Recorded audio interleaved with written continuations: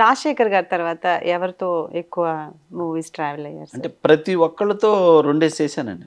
రాజశేఖర్తో 2, హరికృష్ణ గారితో 2, జగపతి బాబుతో 2, శ్రీకాంత్ అన్నయ్యతోటి 3, తారక రత్న గారితో 3, మంచు విష్ణుతో 1, కళ్యాణ్ రామ్తో 1, అనుష్కతో 2, సుమంత్తో 1, కృష్ణ గారితో 1, కృష్ణరాజు గారితో 1, ఇట్లా మిగతా అన్ని ఒక్కొక్కటి. కానీ ఏంటంటే అందరూ నేనంటే అసలు ఒక ఫ్యామిలీ నంబర్ లాగే ఉండేవాళ్ళు, ట్రీట్ చేసేవాళ్ళు. స్టిల్ అంటే ఇప్పుడు ఇంత జరిగింది కదా, రాజశేఖర్ మేము ఎదురు పడితే మళ్ళీ బాగానే మాట్లాడుకుంటాం, బాగానే జరుగుతాయి. ఇక్కడ ఏమి ఉండదు, ఆ టైంలో జరిగిపోయింది, అయిపోయింది.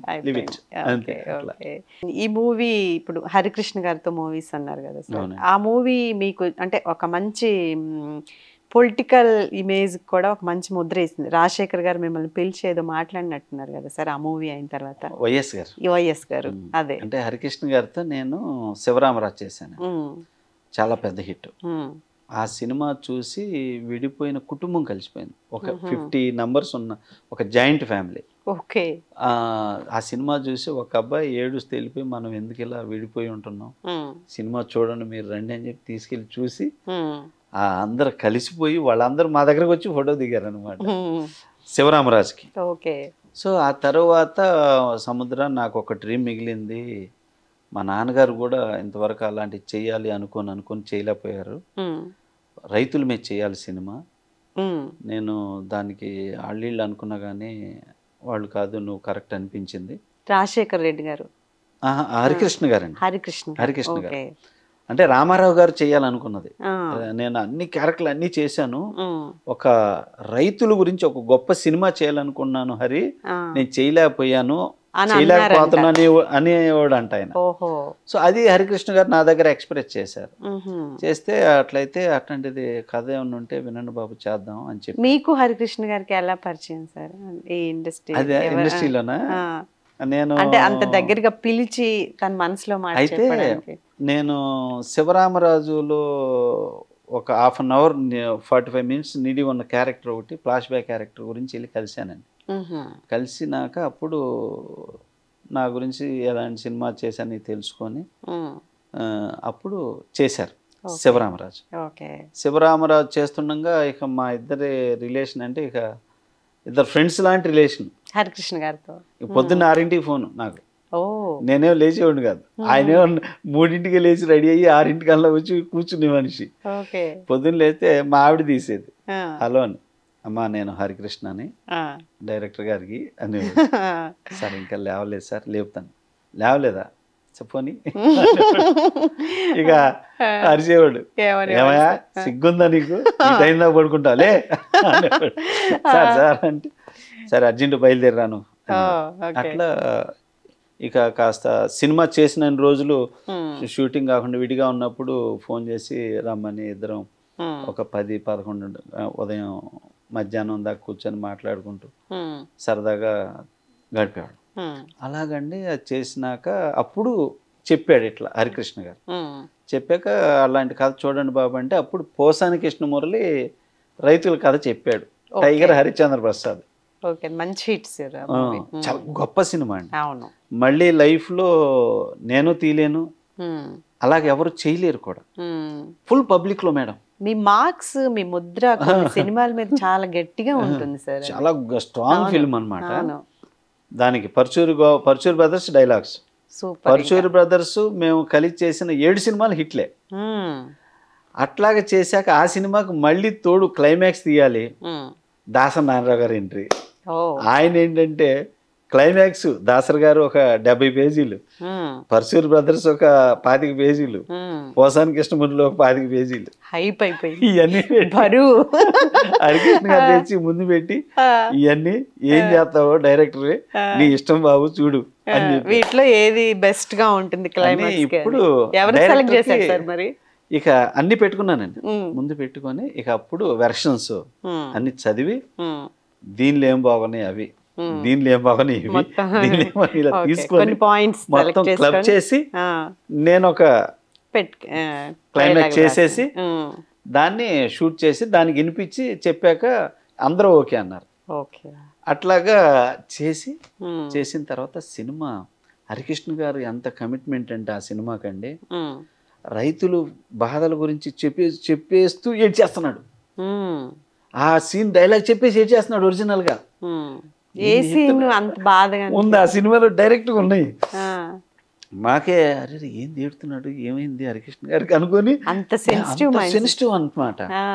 ఏమైందని చెప్పి వెళ్ళిపోయి ఈ కళ్ళు తుడుచుకుంటూ వెళ్ళిపోయాడు పక్క. అట్లా వెళ్ళిపోయి పట్టుకుని ఏంటి బాబు అంటే, లేదు సముద్ర, నేను అంటే రైతుల్లో పెరిగాడండి ఆయన, రైతుల కష్టాలు తెలిసాను ఆయన. అందుకని అవి చేస్తూ చెబుతూ అవి గుర్తు తెచ్చుకొని బాధపడేవాడు, ఫీల్ అయిపోయి బాధపడిపోయాడు.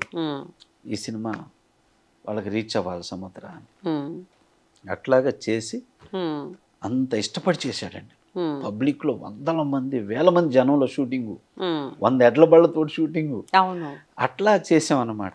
అంటే అలా ఆ సినిమా అంత కష్టపడి చేయాలంటే 10 మందిని కలుపుకొని వెళ్తూ, ఒక ప్రొడ్యూసర్ని, హీరోని అందరిని కలుపుకొని చేయాలంటే నువ్వు కరెక్ట్ ఈ సినిమా అని, అట్లా ఆ సినిమా నేను చేయాలని చెప్పి హరికృష్ణ గారు పట్టుబట్టి నాతో చేయించారు. నాకు కూడా ఇష్టం అండి.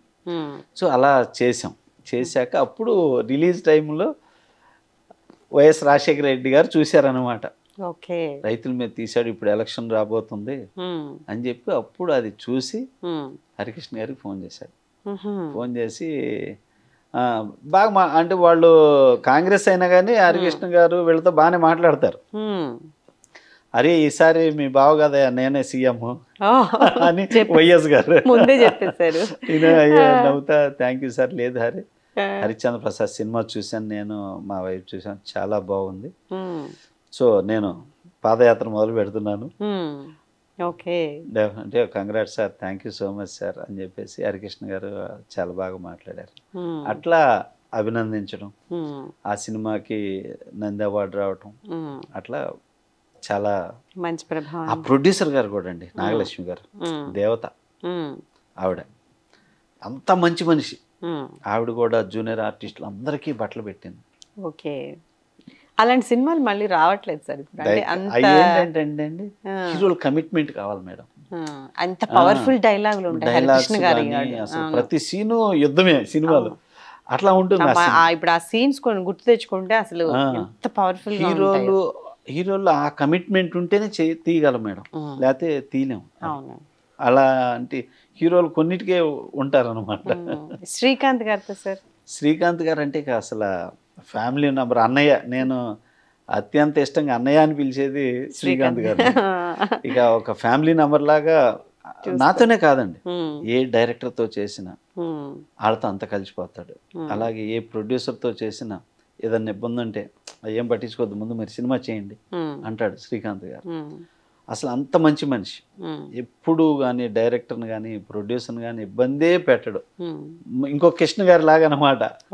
సినీ ఇండస్ట్రీలో కృష్ణ గారు అలాగే ఉంటారు. కృష్ణ గారు అంత మంచి ఆయన అండి. ఎట్లాగంటే ఎవరన్నా ఆయనతో సినిమా తీసి నష్టపోతే, ఏమో మన సినిమా పోయిందంట, ఏంటి పరిస్థితి, ఎలా ఉన్నావు, ఏం చేస్తున్నావు అని. ఏం లేదు సార్, బాగా లాస్ అయ్యానంటే, సరే నువ్వు బాధపడొద్దు, మళ్ళీ నేను డేట్లు ఇస్తాను, నాకు ఇప్పుడేం రెమ్యునేషన్ ఇవ్వద్దు, నువ్వు సినిమా స్టార్ట్ చేసుకో, పలానా ఫైనాన్సర్ ఉన్నాడు అని చెప్తాను, ఆయన అమౌంట్ పెడతాడు అని చెప్పి చేసేవాడు. మళ్ళీ దాన్ని హిట్ కొట్టేవాళ్ళు వీళ్ళు. అప్పుడు మళ్ళీ ఆయన ఇదే ఇట్లా చేసేవాళ్ళు అండి కృష్ణ గారు. అందుకే ఆయనకి ఇండస్ట్రీలో చాలా మంచి మనిషి కృష్ణ గారు అనేవాళ్ళు. ఆయన పుణ్యమేమో మహేష్ బాబుకి ఇవాళ అంత మంచి ఫ్యూచర్. శ్రీకాంత్ గారు కూడా, శ్రీకాంత్ అన్నయ్య కూడా అంత మంచి మనిషి అన్నమాట. ఇంకా ఆయనతో చేస్తే ఇక మన ఫ్యామిలీ షూట్ చేసుకున్నట్టే ఉంటది అనమాట. అసలు ఎక్కడ యుగో గానీ అసలు ఇది ఉండదు. హీరోయిన్లు ఎలా ఉంటారు సార్? ప్రొడ్యూసర్స్ ఇబ్బంది పెడుతూ ఉంటారు, అంటే మాకు కావాలి, అక్కడ హోటల్ బుక్ చేయండి, ఇక్కడ హోటల్ బుక్ చేయండి. హీరోయిన్స్ విషయంలో నాకు అది నవ్వొచ్చిందండి. మనం ఇండస్ట్రీలో డైరెక్టర్స్ అంటే, ప్రొడ్యూసర్ అంటే ఇన్ని సినిమాలు చేసి ఒక అనుభవం అనుకుంటుంది. హీరోయిన్స్ వచ్చేసి నేను ఇలా బిహేవ్ చేయాలి, నేను హీరోయిన్ అయిన కాబట్టి నేను ఇలా బిహేవ్ చేయాలి, ఇలా నేను ఇలా కలిసి ఉండకూడదు, నేను ఇలా కాలు మీద కాలేసి కూర్చోవాలి, లేకపోతే క్యారవాన్లోనే కూర్చోవాలి. అంటే కొంత ఈ చీటింగ్ చేసే కొంత బ్యాచ్ ఉంటుంది. అంటే మనల్ని కాదు, సొసైటీలో బ్యాంకుల్ని కొన్ని షో పుటప్ చేసేవాళ్ళు ఏంటంటే మనం బెంజ్ కార్ తీసుకుని వెళ్ళాలి, బెంజ్ కార్ తీసుకుని వెళ్తే మనకు మంచి లోన్ ఇస్తారు అంటే అపీరియన్స్ కోసం. అపీరియన్స్ ఇలాంటి ఆలోచనలు అనమాట హీరోయిన్స్. మాకేంటి చూసి చూసి నవ్వు వస్తూ ఉంటది, ఆ పిల్ల చేసేది ఇది అని చెప్పి నవ్వు వస్తూ ఉంటది. అట్లాగా హీరోయిన్స్ విషయంలో చాలా మంది విషయంలో నవ్వు వస్తూ ఉంటది చూసి. కానీ కొంతమంది సీనియర్స్ లో గ్రేట్ పర్సన్స్ ఉన్నారు. ఒక రమ్యకృష్ణ గారు అంటే నేను చేసిన హీరోయిన్ చాలా ఓపెన్, చాలా ప్రాక్టికల్ రమ్యకృష్ణ గారు. అలాగే Anushka. Please do subscribe to Telugu Rajyam channel. Please do subscribe to Telugu Rajyam channel. Please do subscribe to Telugu Rajyam channel. Hi అండి, నేను మీ ఆర్పీని, నెల్లూరు పెద్దారెడ్డి చేపల పులుసు ఓనర్ని. మీరు తెలుగు రాజ్యం అనే ఈ యూట్యూబ్ ఛానల్ సబ్స్క్రైబ్ చేసుకుని మంచి మంచి వీడియోలతో వస్తారు. Thank you so much. Hi people, I'm Sonakshi Verma and you please watch Telugu Rajyam and please subscribe to the channel.